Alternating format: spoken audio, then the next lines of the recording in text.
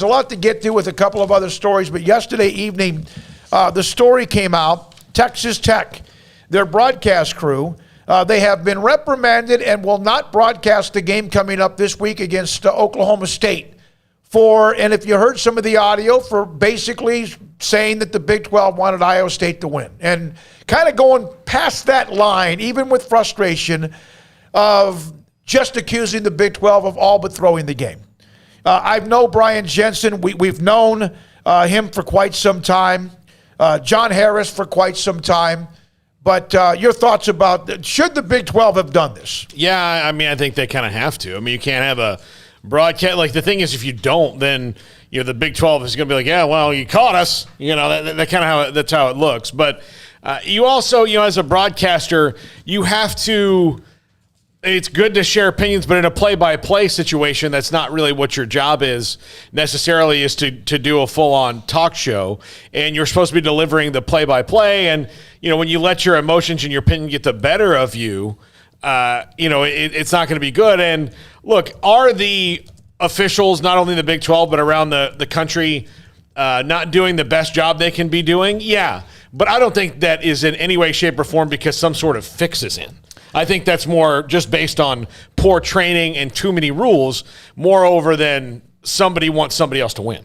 Yeah, I mean, I heard the audio after, it was put out last night. And, there are definitely games you watch in the Big 12 and you just kind of scratch your head and you go, what's really going on here? I mean, I'm not going to lie and say that I've never had that thought cross my mind, but I ultimately just come back to reality and, think about the fact that they're just making calls out there. I mean, if you want to look for an ulterior motive, it's pretty easy to convince yourself that there is one.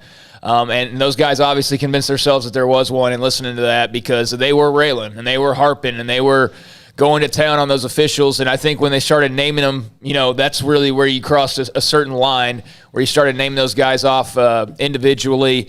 I think that just the amount of time that it went on, it was like, I mean, they wouldn't let it go. And obviously there were a lot of controversial calls in that game, I guess, and things that just didn't sit right with Texas Tech fans. But, yeah, as broadcasters, get your shot in if you want to. But they obviously kept going far too much to that well and really made the broadcast, from what the excerpt sounded like it was more about that than the actual game in some cases. So, yeah, I mean, it's a lesson learned, as somebody said, and I think this is the best way to put it. Those guys sounded like they had a bad day at the office, and that happens. And, I'm sure they'll learn from it, and they'll be pros and come back and, do a good job when they return. But and they'll return against Baylor. And yeah, I mean, that's not going to affect Baylor anyway. But, yeah, they will return against Baylor. And, I think I can see where Bob Bowlesby's coming from, especially when he's being named and his officials are being named and they're outright saying they're throwing this game for, the opponent. I mean, there's a certain line eventually that you cross, and they crossed it. Well, here's what the officials' names are known.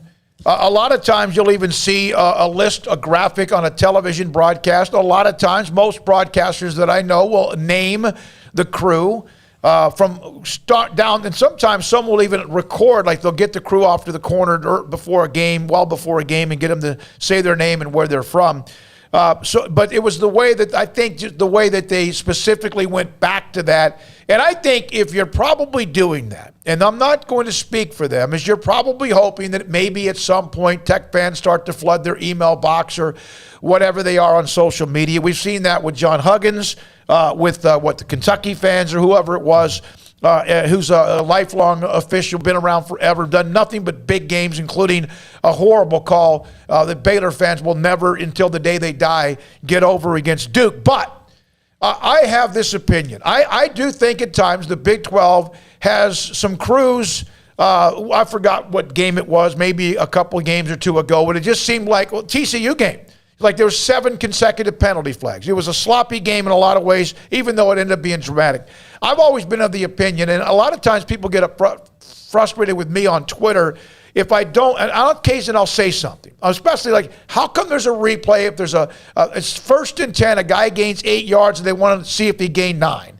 That's ridiculous. But to me, you muddy the waters, you get it away from the game. Could you be frustrated? Heck, if you're a fan, you're getting paid by Learfield IMG. Of course, that's a part of the Texas Tech broadcast. I get all that. But it just muddies the game. Getting into one call, and next thing you know, a timeline continues. It's all you hear about is the officiating. There's a game to be played. You got to get past it. And I think that a lot of things have been going on. You've had a coach fired. You've had a new one hired. You've had guys leave the program. It's a frustrating time, but I do think that they probably, I don't know about being canceled for a game. I don't know about that. The reprimand's one thing. But that 254-339-1122, your thoughts and feedback on it, because we have some Tech fans that watch us and listen to us. Give us your thoughts as well. Let me go over a couple